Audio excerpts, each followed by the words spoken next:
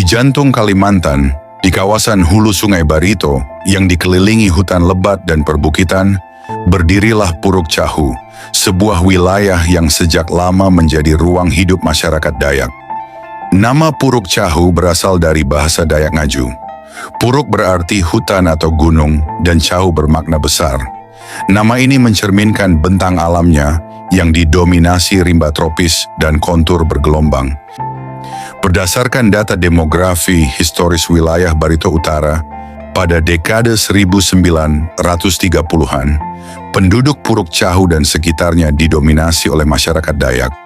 Kelompok utama yang mendiami kawasan ini adalah Dayak Barito, yang mencakup subsuku Dayak Siang, Dayak Murung, dan Dayak Bakumpai.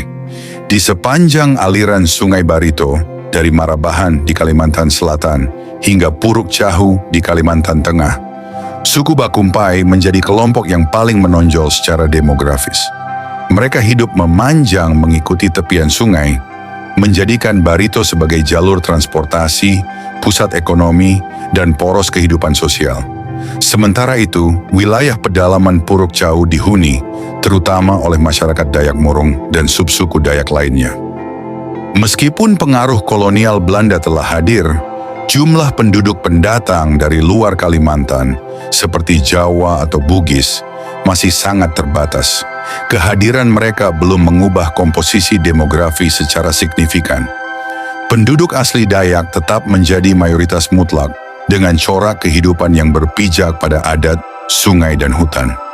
Secara sosial budaya, masyarakat Puruk Cahu pada masa itu menganut Islam, terutama di kalangan Bakumpai, serta kepercayaan keharingan yang hidup kuat di komunitas Dayak pedalaman.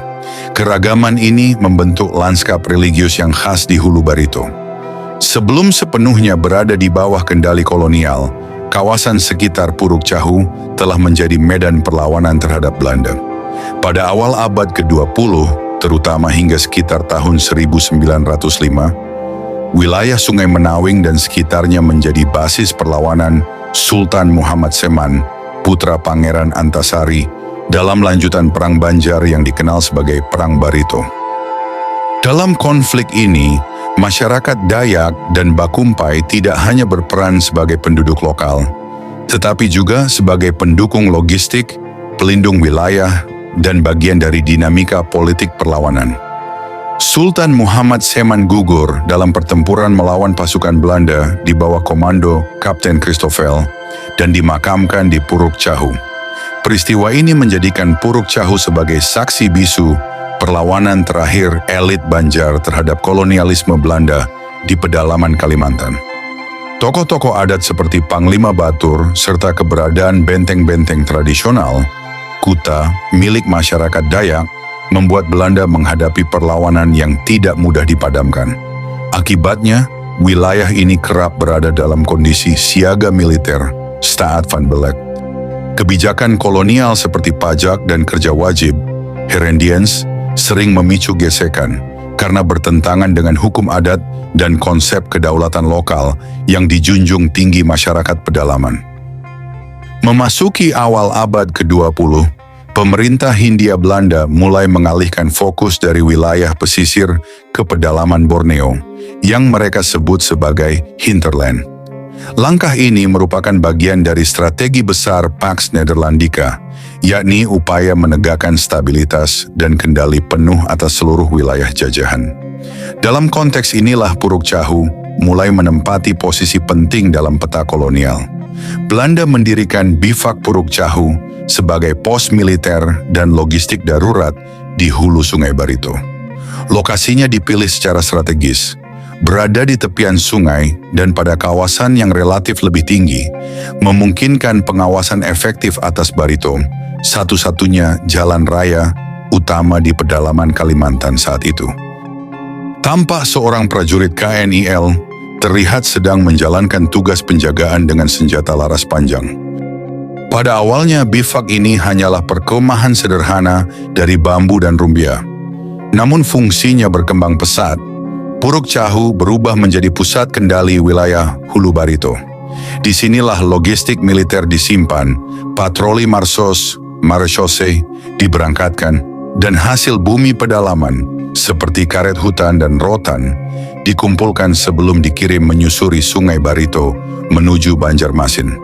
Tak kalah penting, Puruk Chahu menjadi salah satu titik terjauh yang terhubung dengan jaringan telegraf kolonial.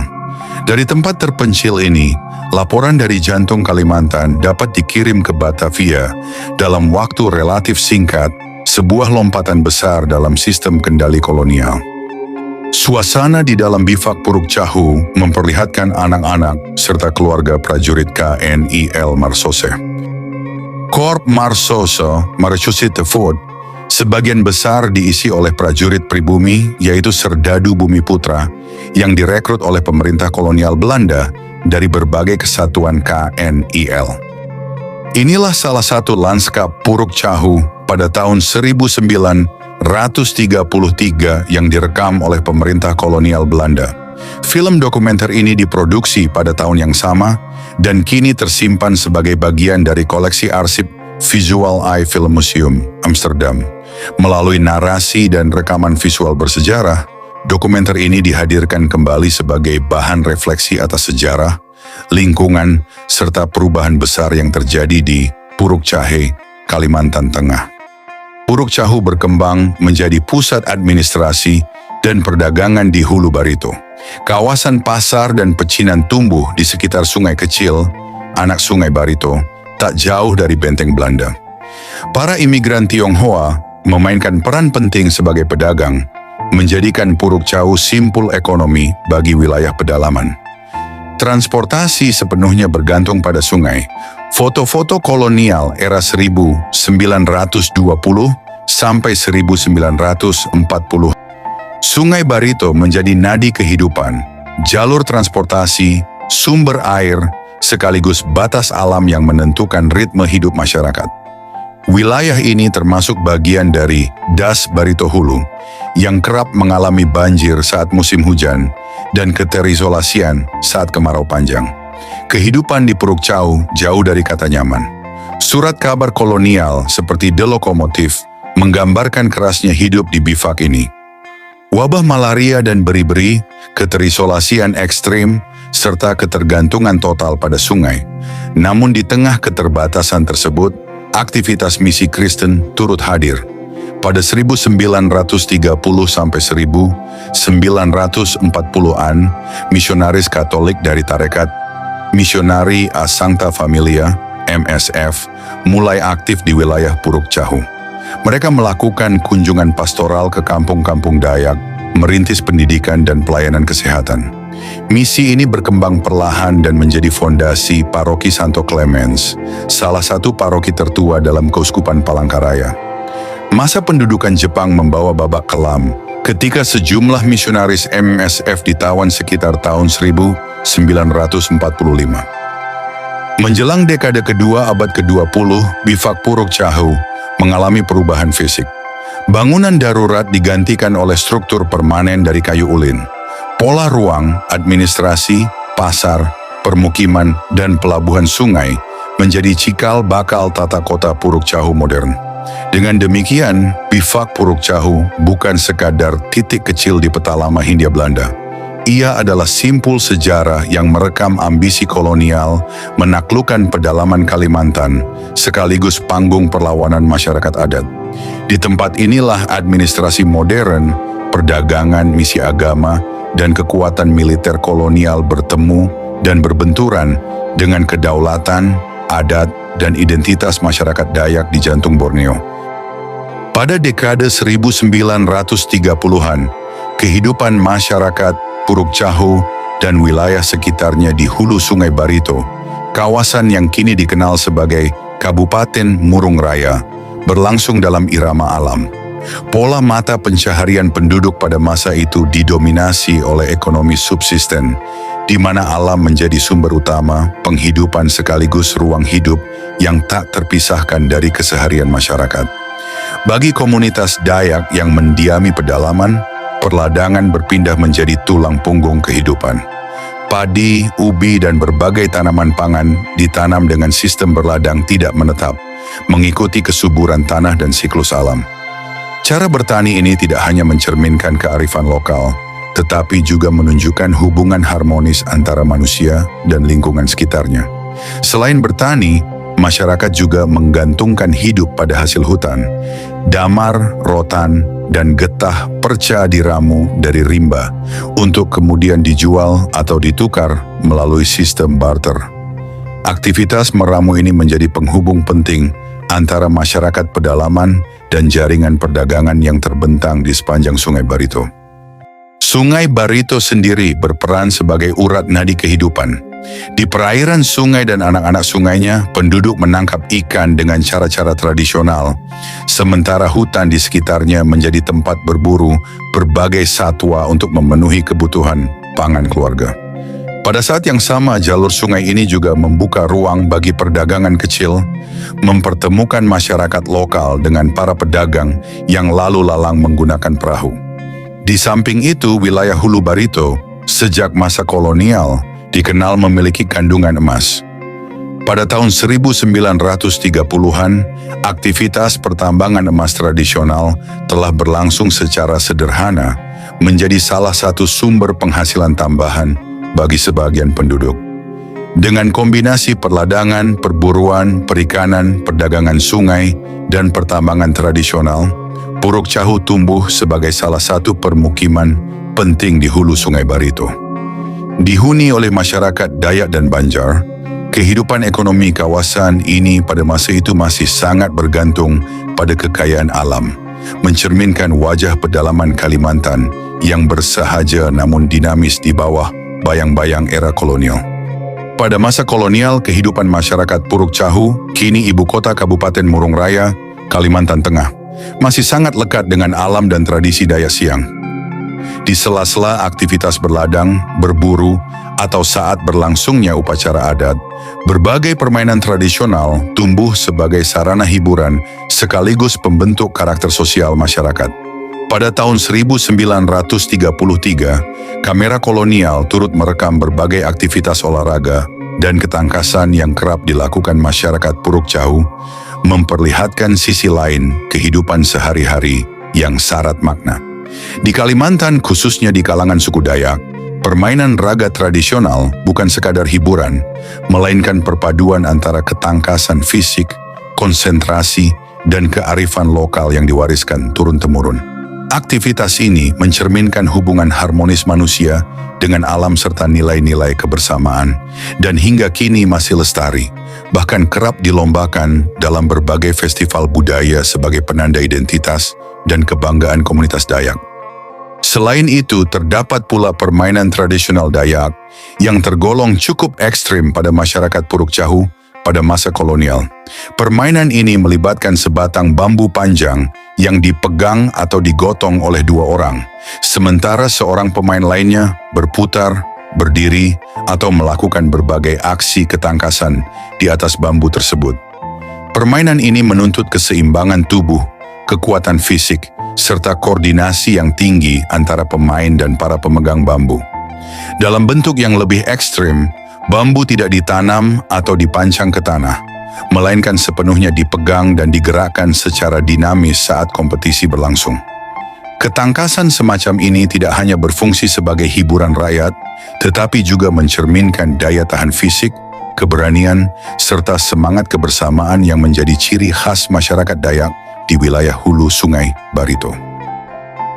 Permainan gasing yang oleh masyarakat Dayak di Puruk Cahu, Kalimantan Tengah dikenal dengan sebutan habayang atau bagasing, merupakan salah satu wujud kearifan lokal yang telah hidup sejak masa kolonial Belanda. Keberadaannya tidak sekadar sebagai permainan anak-anak, melainkan bagian dari tradisi sosial dan budaya yang mengikat kehidupan masyarakat Dayak. Habayang kerap dimainkan pada waktu-waktu tertentu yang bermakna, terutama setelah musim panen atau dalam rangkaian upacara adat, sebagai bentuk hiburan sekaligus ungkapan rasa syukur. Dalam tradisi Dayak, habayang memiliki beberapa jenis yang masing-masing dimainkan dengan tujuan berbeda. Salah satunya adalah gasing balanga, yang bentuknya menyerupai guci.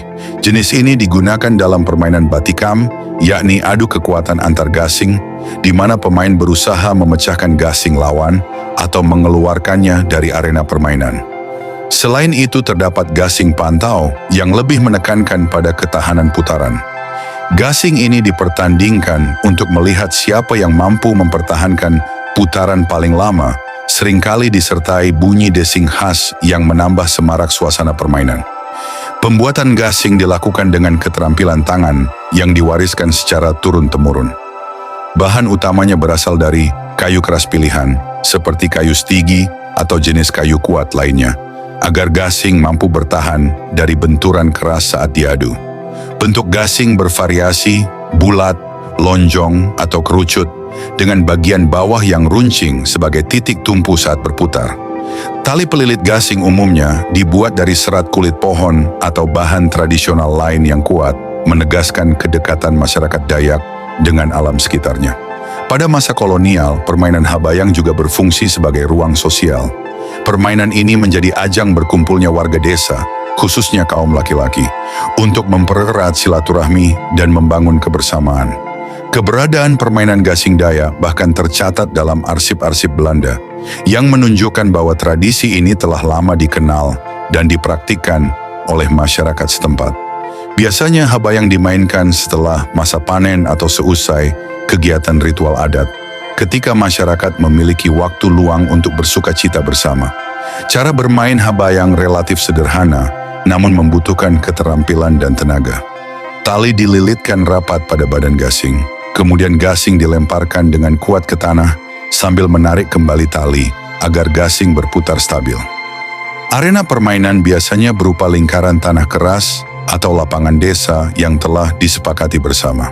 Hingga kini, permainan habayang masih terus dilestarikan sebagai bagian dari identitas budaya masyarakat Dayak di Kalimantan Tengah, termasuk di wilayah Murung Raya dan Puruk Cahu. Keberlangsungannya menjadi bukti bahwa permainan tradisional bukan sekadar warisan masa lalu, melainkan nilai budaya hidup yang terus dijaga dan diwariskan dari generasi ke generasi. Kamera kolonial Belanda tidak hanya merekam pemandangan alam dan aktivitas ekonomi di pedalaman Kalimantan, tetapi juga mengabadikan permainan ketangkasan masyarakat setempat. Di Puruk Cahu, lensa kamera menangkap sebuah permainan rakyat yang menggunakan 2 batang bambu sebagai media utama. Bambu tersebut digerakkan secara berirama, membuka dan menutup di atas tanah, sementara para pemain melompat cepat masuk dan keluar di sela-selanya. Permainan ini bukanlah tarian, melainkan uji ketangkasan dan refleks. Para pemain dituntut memiliki kecepatan, ketepatan waktu, serta keberanian agar kaki tidak terjepit oleh bambu yang saling beradu. Permainan ini kerap dimainkan secara spontan di halaman kampung, dikelilingi anak-anak dan warga yang menonton, menyemangati, sekaligus menunggu giliran. Dalam rekaman kolonial, terlihat jelas bahwa permainan bambu ini bersifat kolektif dan merakyat. Ia menjadi sarana hiburan sekaligus latihan ketangkasan, terutama bagi anak-anak dan remaja. Permainan semacam ini biasanya muncul pada masa senggang, setelah panen, saat pesta kampung, atau ketika aktivitas kerja ladang telah usai. Seiring waktu, bentuk permainan ini mengalami penyesuaian. Di masa kini, bambu sering digantikan dengan tali, namun prinsip permainannya tetap sama, menguji kelincahan tubuh dan kepekaan terhadap irama gerak. Perubahan alat tidak menghilangkan esensi permainan, melainkan menunjukkan bagaimana tradisi lokal beradaptasi dengan kondisi zaman. Rekaman kamera kolonial tersebut menjadi bukti penting bahwa jauh sebelum permainan modern dikenal, masyarakat Puruk Cahu telah memiliki bentuk permainan ketangkasan yang sederhana, dinamis dan syarat nilai kebersamaan, sebuah tradisi yang hidup, bergerak, dan terus diwariskan lintas generasi. Kamera kolonial juga merekam permainan tarik tambang, sebuah aktivitas fisik yang pada masa Hindia Belanda telah menjadi hiburan rakyat di berbagai wilayah, termasuk di Puruk Cahu. Permainan ini tampil sederhana, namun syarat makna kebersamaan. 2 kelompok saling berhadapan, menarik tali dengan sekuat tenaga, mengandalkan kekompakan dan koordinasi tim. Di wilayah Puruk Cahu, kawasan pedalaman yang terletak di sepanjang aliran Sungai Barito, tarik tambang menjadi bagian dari kegiatan rekreasi pada masa kolonial. Sungai Barito saat itu merupakan jalur kehidupan utama, menghubungkan kampung-kampung pedalaman dengan pusat-pusat administrasi kolonial. Dalam ruang sosial semacam itulah, permainan tarik tambang hadir, dimainkan di lapangan terbuka, halaman permukiman, atau area sekitar pos-pos kolonial. Tarik tambang umumnya dipandang sebagai peninggalan budaya kolonial, diperkenalkan oleh Belanda sebagai bentuk aktivitas fisik yang menekankan kekuatan, disiplin, dan kerjasama tim. Permainan ini kerap diperlombakan dalam momen-momen tertentu, seperti perayaan atau kegiatan yang melibatkan aparat kolonial dan masyarakat setempat. Melalui permainan ini, tercipta ruang perjumpaan sosial antara penduduk lokal dengan orang-orang Belanda yang bertugas di wilayah administratif pedalaman. Lebih dari sekadar adu tenaga, tarik tambang pada masa itu berfungsi sebagai sarana rekreasi dan perekat sosial. Ia menjadi ajang interaksi, hiburan, dan kebersamaan di tengah kehidupan kolonial yang penuh keterbatasan. Rekaman kamera kolonial tersebut kini menjadi saksi visual bahwa di balik relasi kekuasaan dan administrasi, terdapat pula momen-momen keseharian di mana permainan sederhana mampu menjembatani perbedaan dan menghadirkan kegembiraan bersama.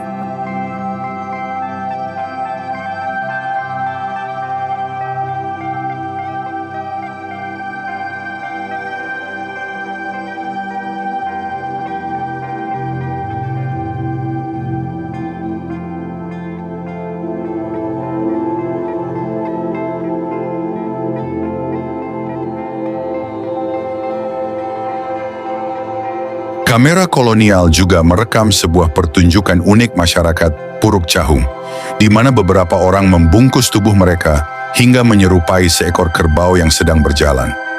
Dalam gambar terlihat 3 orang berada di dalam satu balutan besar, bergerak serempak membentuk tubuh kerbau lengkap dengan arah gerak yang berat dan perlahan.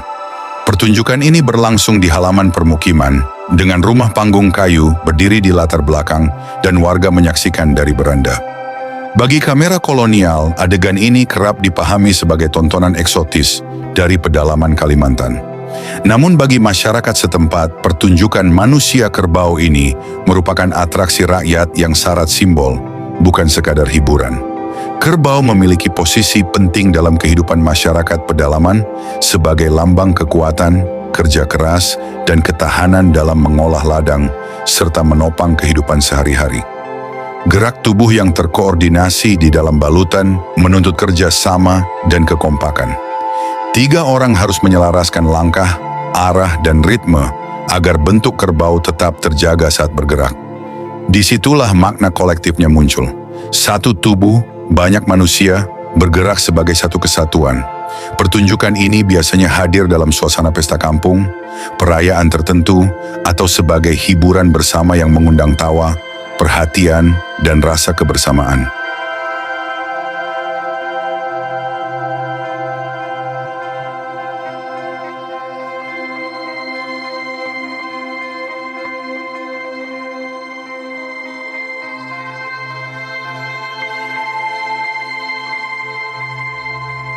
Dalam rangkaian acara tersebut, kamera kolonial juga merekam tarian adat masyarakat Puruk Chahu.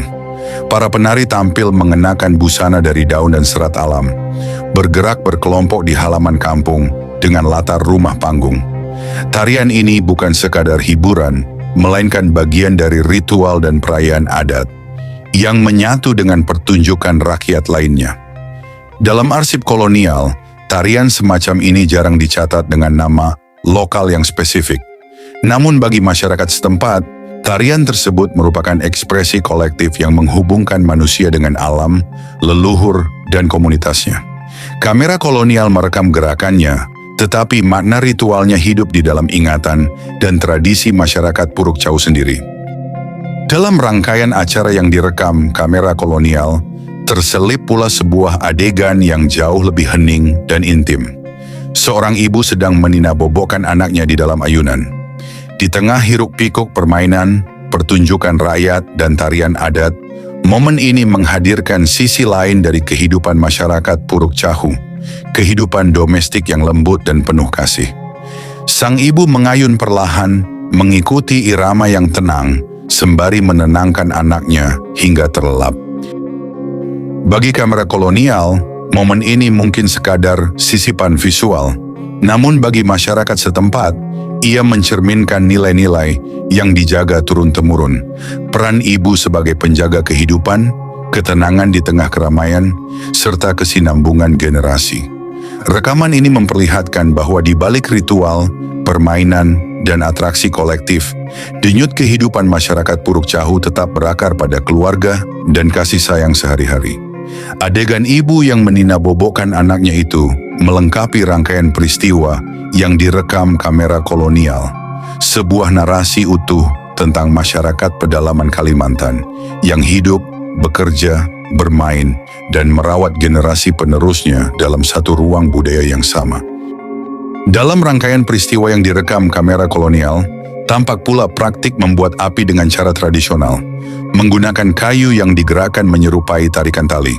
Seorang laki-laki terlihat membungkuk, memusatkan tenaga dan ketelitian pada sepotong kayu kecil yang digerakkan cepat bolak-balik di atas landasan kayu lain. Gerakan berulang itu menghasilkan gesekan panas hingga perlahan memunculkan bara. Teknik ini merupakan pengetahuan tradisional masyarakat pedalaman yang diwariskan turun-temurun jauh sebelum kehadiran alat modern. Api tidak dihasilkan dengan korek atau batu api, melainkan dari kesabaran, irama gerak, dan pemahaman mendalam terhadap bahan alam. Kayu, tali sederhana, dan tenaga manusia menjadi satu kesatuan dalam proses menciptakan api, unsur vital bagi kehidupan sehari-hari, mulai dari memasak hingga keperluan ritual. Bagi kamera kolonial, adegan ini sering direkam sebagai dokumentasi keterampilan pribumi. Namun bagi masyarakat Puruk Cahu, praktik membuat api dengan cara menggeret kayu adalah bagian dari pengetahuan hidup, bukti kemandirian dan kecakapan bertahan di lingkungan hutan dan sungai. Api yang lahir dari gesekan itu bukan sekadar nyala, melainkan simbol penguasaan manusia atas alam melalui pengalaman dan tradisi. Rekaman ini melengkapi rangkaian gambar tentang kehidupan masyarakat Puruk Cahu pada masa kolonial. Demikianlah rangkaian visual kehidupan masyarakat Puruk Cahu pada masa kolonial tentang permainan rakyat, pertunjukan simbolik, tarian adat, pengasuhan anak, hingga keterampilan bertahan hidup yang seluruhnya terekam dalam satu kesatuan waktu. Gambar-gambar ini memperlihatkan kehidupan yang bergerak apa adanya, sederhana, kolektif, dan lekat dengan alam serta tradisi. Rekaman ini dibuat pada tahun 1933 ketika kamera kolonial menembus wilayah pedalaman Kalimantan dan merekam keseharian masyarakatnya melalui sudut pandang zamannya. Apa yang bagi pembuat film kala itu mungkin dianggap sebagai dokumentasi etnografis, kini justru menjadi sumber sejarah visual yang sangat berharga, penanda keberadaan, identitas, dan kebudayaan masyarakat Puruk Cahu di masa lampau.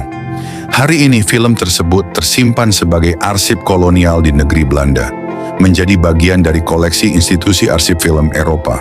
Ia diproduksi oleh Produksi Maatschappij Multifilm Haarlem dan kini berada dalam koleksi iFilm Museum Amsterdam dengan kode arsip FLM 69333. Dari jarak waktu hampir 1 abad, rekaman ini tidak lagi sekadar arsip kolonial, melainkan jendela ingatan yang memungkinkan kita melihat kembali kehidupan masyarakat Puruk Cahu sebagaimana mereka pernah hidup, bergerak, dan membangun kebudayaannya sendiri.